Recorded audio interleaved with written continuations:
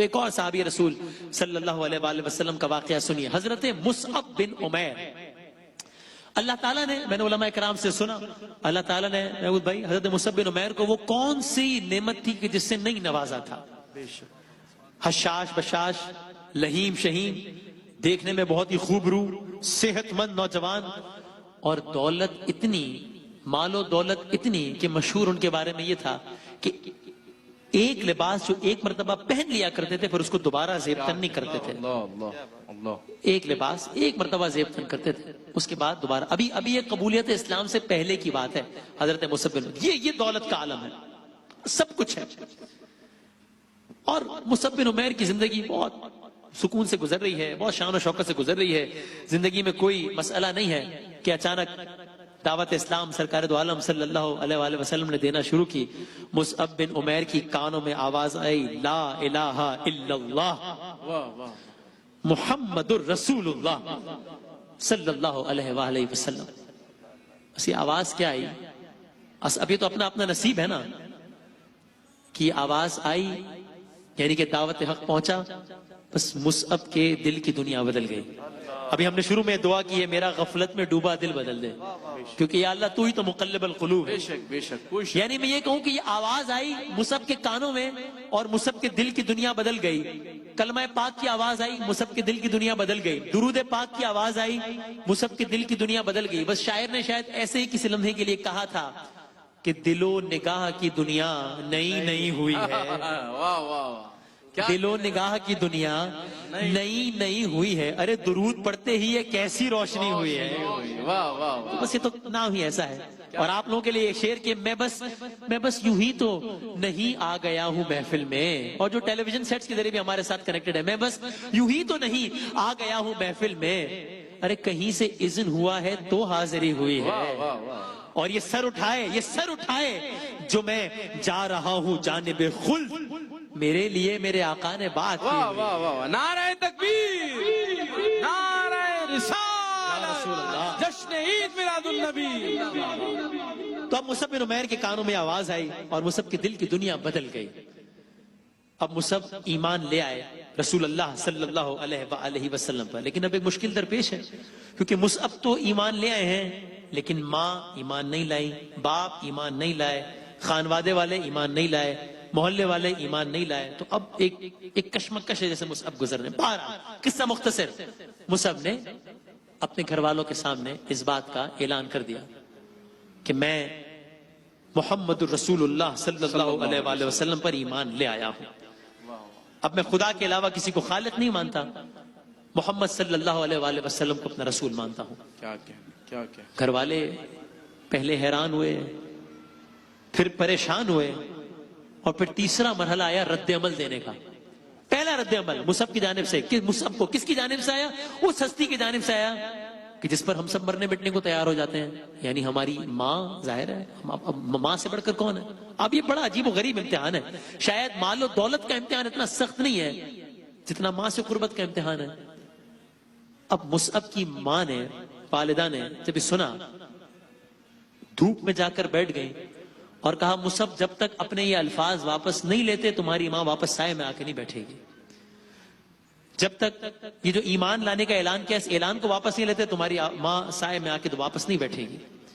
اب ایک طرف ماں کی محبت ہے، ظاہر ہے، ایک طرف اس کی محبت ہے کہ جو اس کا محبوب ہے، جو 70 ماؤں سے زیادہ پیار کرتا ہے، اللہ اکبر، تو وہ محبت غالب آ گئی۔ مصعب نے والدہ کے احترام کو ملوز خاطر رکھا، لیکن سرکار کے ایمان کو اس سے زیادہ ملوز خاطر رکھا۔ اب یہ رد عمل کا پہلا مرحلہ تھا کہ جب والدہ محترمہ نے یہ کیا کہ جب والدہ سائے میں آ کر، دھوپ میں آ کر بیٹھ گئے، لیکن اب دوسرا مرحلہ شروع ہوا۔ اب گھر والوں نے آسائشیں لینا شروع کر دی کہ اگر آج سے کل تک تم یہ کھانا کھاتے تھے اس معیار کا، تو آج سے اس معیار کا کھانا نہیں کھاؤ گے، آج سے اس معیار کا کھانا کھاؤ گے۔ اگر اسی معیار کا کھانا چاہتے ہو تو ایمان جو لائے ہو اس کو واپس کرو۔ اللہ اکبر۔ مصعب نہیں ڈگمگائے۔ پھر ایک اور مرحلہ آیا کہ کل تک اس مزاج کی پوشاک زیب تن کرتے تھے، اس طرح کے، عام الفاظ میں کہوں آج کل کے اس لیول کے کپڑے پہنتے تھے، تو اب سے یہ میسر نہیں ہوگا، اب اس طرح کے کپڑے پہنو، اگر وہی پوشاک دوبارہ چاہیے تو اپنے الفاظ واپس لو۔ مصعب نہیں ڈگمگایا، یہاں تک کہ یہاں تک کہ قصہ مختصر کروں، ایک مرحلہ وہ آیا کہ گھر والوں نے اس خیال سے کہ مصعب در بدر ہو جائیں ان کو گھر بدر کر دیا، گھر سے نکال دیا، گھر سے نکال دیا کہ در بدر ہو جائیں، اس لیے گھر بدر کر دیا۔ یعنی اب وہ مصعب کہ جن کی شان و شوکت، جن کا لائف سٹائل، اگر میں آج کل کے الفاظ میں مصعب بن عمیر صحابی رسول صلی اللہ علیہ وآلہ وسلم کا نام یاد رکھیے گا، وہ مصعب کہ جن کی زندگی ہی کچھ اور تھی کل تک، اب زندگی ہی کچھ اور ہو گئی۔ یعنی کل تک کیا شان و شوکت کی زندگی تھی، آج کیا زندگی ہو گئی۔ لیکن میں دو انداز میں کہوں گا، آپ بس میرے انداز پہ غور کیجئے گا۔ وہ مصعب جن کی زندگی ہی کل تک کچھ اور تھی، ان کی زندگی ہی کچھ اور ہو گئی، لیکن وہ مصعب جن کی زندگی ہی کل تک کچھ اور تھی، ان کی زندگی ہی کچھ اور ہو گئی۔ سبحان اللہ، سبحان اللہ، کیونکہ بھائی پہلے واہ واہ جن کی زندگی کچھ اور تھی، مال دولت پوشاک کھانا پینا، زندگی کچھ اور تھی، کیا کہنے، اب زندگی کچھ اور ہو گئی، نہ کھانا پینا ہے نہ مال دولت ہے۔ لیکن وہ مصعب جن کی زندگی کچھ اور تھی، بھئی ایسی زندگی بھی کیا زندگی جس میں مصطفیٰ نہ ہو، تو وہ مصعب جن کی زندگی کچھ اور تھی، اب ان کی زندگی ہی کچھ اور ہو گئی۔ اور ہو گئی، واہ واہ واہ، کیونکہ مصعب اب اس کے ماننے والے ہو گئے کہ جن کے بارے میں شاعر نے کہا ایسا کوئی محبوب کہیں تھا نہ کہیں ہے، ہوگا نہ کہیں ہے، بیٹھا ہے چٹائی میں مگر عرش عرش نشین۔ اب ان کے ماننے والے۔ اب وہ مرحلہ آیا کہ مصعب کو گھر بدر کر دیا گیا۔ اب صرف ایک کپڑا زیب تن کیا ہوا ہے مصعب نے، جاتے جاتے کچھ مزید صرف پوشاک لے جانے کی کوشش کی، پوشاک لے جانے کی خواہش کا اظہار کیا، کچھ کپڑے لے جانے کی خواہش کا اظہار کیا، گھر والوں نے وہ بھی منع کر دیا، اس کی بھی اجازت نہیں ہے۔ اب حال یہ ہے کہ مصعب بس جو لباس پہنا ہوا ہے صرف وہی لباس پہنے گھر سے نکل گئے۔ عزیز و اقارب کو چھوڑنے کا غم ہے، ماں کو چھوڑنے کا غم ہے، کھانے پینے کا کیا ہوگا نہیں معلوم، پہننے کا کیا ہوگا نہیں معلوم۔ اب مصعب اس عالم میں جا رہے ہیں کہ ایک ایسا کام ہوا کہ جو مصعب نے سوچا بھی نہیں تھا۔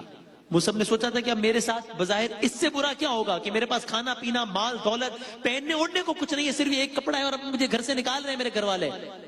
کتنے میں آواز دی مصعب کی ماں نے، اے مصعب یہ جو لباس تم نے ابھی زیبتن کیا ہوا ہے یہ بھی تو ہمارا عطا کردہ ہے، اللہ اکبر، یہ بھی تو ہم نے دیا ہے۔ اللہ اکبر، اللہ اکبر، وہ لباس بھی مانگ لیا جو لباس زیبتن کیا ہوا تھا۔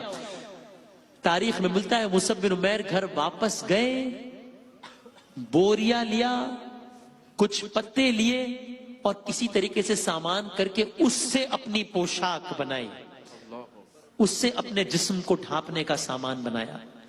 کون مصعب؟ جو ایک دفعہ جو لباس پہنتے تھے، جو مہنگا ترین لباس ہوتا تھا وہ دوبارہ نہیں پہنتے تھے۔ اب کون مصعب؟ کہ جن کے پاس پہننے کو کچھ ہے ہی نہیں، جنہوں نے ایک بوریا اور کچھ پتوں سے اپنے جسم کو ڈھانپنے کا سامان بنایا۔ اب اس بظاہر اس بے سر و سامانی کے عالم میں مصعب چل پڑے ہیں۔ میں بظاہر کہوں گا اس لیے کہ اب آقا کے ماننے والے ہو گئے تو پھر بے سر و سامانی کیسی ہے؟ واہ واہ واہ واہ، اب تو بے سر و سامانی کیسی ہے بھائی؟ یہ تو وقتی مشکل ہے۔ اب مصعب چل پڑے۔ اب مصعب کا ٹھکانہ ہے مسجد نبوی۔ صلی اللہ علیہ قصہ مختصر کرتا ہوں، وقت کم ہے۔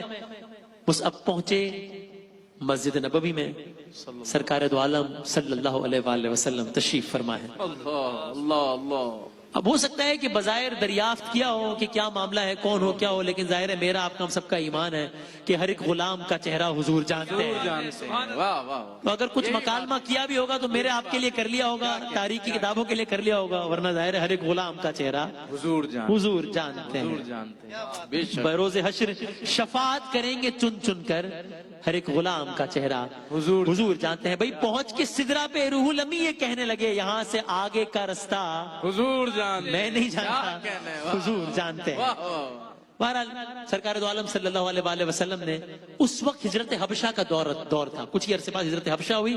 سرکار دو عالم صلی اللہ علیہ وآلہ وسلم نے مصعب کو حبشہ روانہ کیا۔ حبشہ گئے، وہاں پر تبلیغ کا کام انجام دیا۔ پھر کچھ عرصے بعد ہجرت مدینہ، کل انشاءاللہ کل کی نشریات میں بچوں کے لیے سرکار دو عالم صلی اللہ علیہ وآلہ وسلم کی ولادت سے لے کے وصال تک کی پوری تاریخ بیان کریں گے، کس سنہ ہجری میں کب کب کیا کیا ہوا ہے، بڑے آسان انداز میں انشاءاللہ۔ تو پہلے جاننے والے جانتے ہیں حبشہ کی ہجرت ہوئی، پھر مدینے کی ہجرت کا کہا، مصعب مدینے گئے، وہاں پر تبلیغ فرمائی، پھر جنگوں کا آغاز ہوا، بدر ہوئی، احد ہوئی، یہاں تک کہ بس قصہ مختصر کروں، مصعب نے ایک جنگ میں، غالباً جنگ احد میں شہادت کا مرتبہ نصیب ہوا مصعب بن عمیر کو۔ اللہ، یعنی وہ مصعب بن عمیر جو کہاں اتہ گمراہیوں میں تھے اب شہید بن گئے۔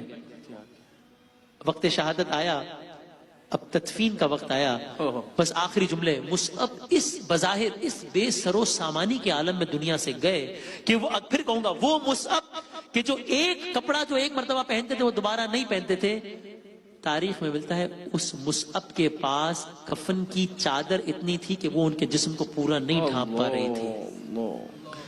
سرکار دو عالم صلی اللہ علیہ وآلہ وسلم نے کہا مصعب کی چادر سے اس کے سر کو ڈھانپ دو اور پیروں پر گھاس پوچھ ڈال کے ڈھانپ دو۔ مصعب نے وہ راہ اپنائی، لیکن بس آخری جملہ سرکار دو عالم صلی اللہ علیہ وآلہ وسلم نے وہاں مصعب کے جنازے پر کھڑے ہو کر ایک تاریخی جملہ ارشاد فرمایا۔ ظاہر ہے سرکار کا تو ہر جملہ ہی تاریخی ہے۔ سرکار دو عالم صلی اللہ علیہ وآلہ وسلم نے کہا کہ مصعب، جس کا مفہوم یہ کہ خدا کی قسم مصعب کی اس شہادت کے بعد اب قیامت تک کے لیے کسی کے پاس یہ کہنے کا جواز نہیں ہے کہ میری زندگی میں فلاں رکاوٹ تھی اس لیے میں محمد پر ایمان نہیں لا سکا۔